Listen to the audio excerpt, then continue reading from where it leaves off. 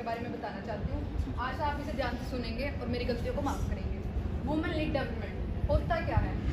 आज के टाइम में अगर हम देखें तो ये एक इम्पोर्टेंट टॉपिक बन चुका है।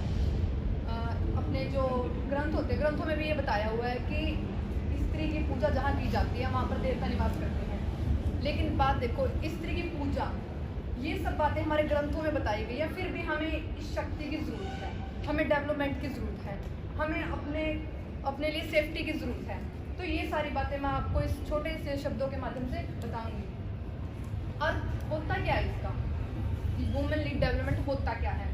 इसमें हम ये एक सृजन शक्ति है जिसके अंदर हम हमारे अधिकारों, हमारे विचारों, हमारी सुरक्षा आदि के लिए लड़ाई कर सकते हैं। हम लड़ाई मतलब हम हमारी उसके खिलाफ आवाज़ उठा सकते हैं। हमारे साथ अगर अपराध वगैरह होते हैं उनके लिए आवाज़ उठा सकते हैं। अगर मान के चलो कोई भी इसके लिए आवाज़ उठाता है तो उसको नाकाम करने के लिए, उसके पैर दबाने के लिए, उसको पीछे लेके जाने के लिए बहुत सारी जो जनता है वो आगे आती है। लेकिन हमारे जो हौसले हैं वो इतने होने चाहिए कि हम जिस पॉइंट ऑफ व्यू से अपने टॉपिक आगे लेके आए हैं हम उसको बोल दें। जैसे कि अभी 3 तलाक, पिछले कुछ समय पहले ये बहुत अच्छा मुद्दा चला था 3 तलाक, जिसके ऊपर सहारनपुर में रहने वाली अतिया साबरी ने 3 तलाक के खिलाफ अपनी आवाज़ उठाई थी। साथ ही में तेजाब पीड़ितों के खिलाफ आवाज़ उठाई थी वर्षा जबलकर ने। इनको भी पीछे लेके जाने के लिए इनके खिलाफ भी बहुत सारी पार्टी सामने आई कि इनको रोक के ये ऐसा ना करें।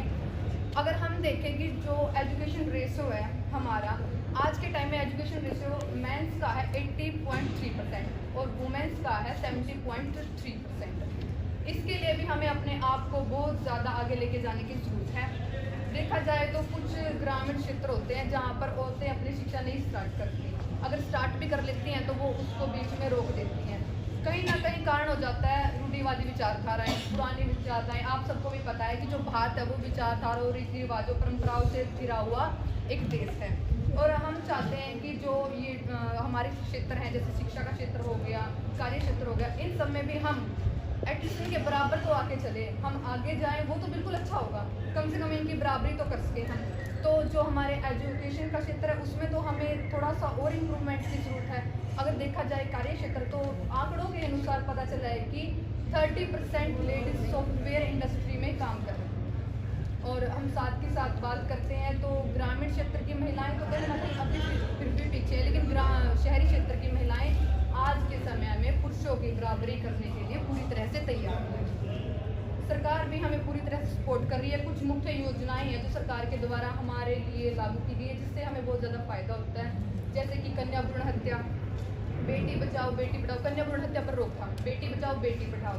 पंचायती राज व्यवस्थाओं में भी हमें अब 50% आरक्षण मिलने लगे है, यानी कि अब हम इलेक्शंस भी लड़ सकते हैं। आप सभी बहुत अच्छे तरीके से जानते हैं। और एजुकेशन के लिए भी हमें बहुत सारे बेनिफिट्स मिल रहे हैं। अगर हम उनकी कोई है जिनकी फाइनेंशियल कंडीशन ठीक नहीं है तो उसके लिए भी हमें गवर्नमेंट पूरा कोऑपरेट करती है। ग्रुप ऑफ 20 अंतर्राष्ट्रीय आर्थिक सहयोग का प्रमुख मंच है।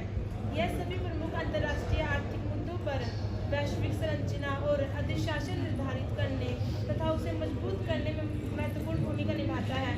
भारत भी 1 दिसंबर 2022 से 30 नवंबर 2023 तक G20 की अध्यक्षता करेगा। G20 क्या है? G20 को ग्रुप ऑफ 20 कहा जाता है। यह यूरोपियन यूनियन एवं 19 देशों का एक अनौपचारिक समूह है।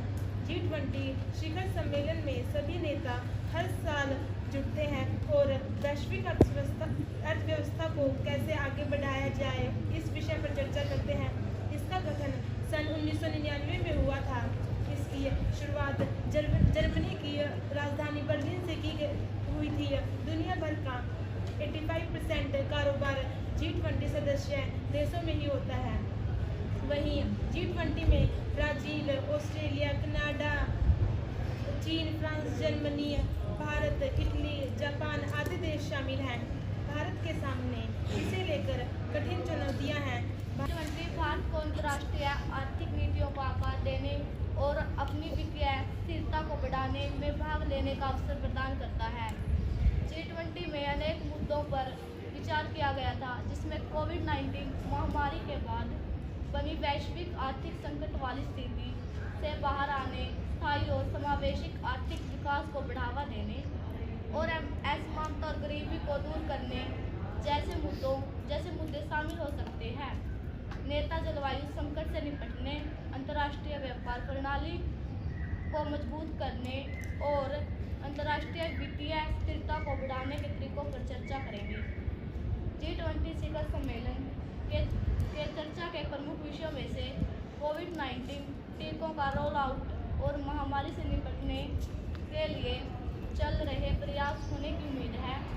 नेता महामारी को दूर करने की दिशा में किए गए प्रयासों और मध्यम आय वाले देशों के लिए टीके की खुराक प्रावधान सहित कई बिंदुओं पर विचारों का आदान प्रदान करेंगे। ग्रुप ऑफ 20 अंतर्राष्ट्रीय आर्थिक सहयोग का प्रमुख मंच है।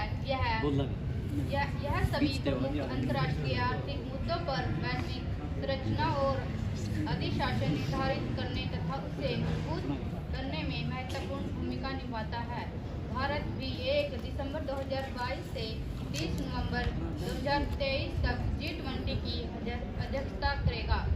इसका मुख्य उद्देश्य है जो विश्व की आर्थिक अस्थिरता को दूर करना है। इसको वैश्विक अर्थव्यवस्था से संबंधित नीतिगत मुद्दों पर चर्चा करने के लिए एक अंतर्राष्ट्रीय मंच तैयार किया गया है, जिसमें हम आर्थिक असमानता और गरीबी जैसे मुद्दों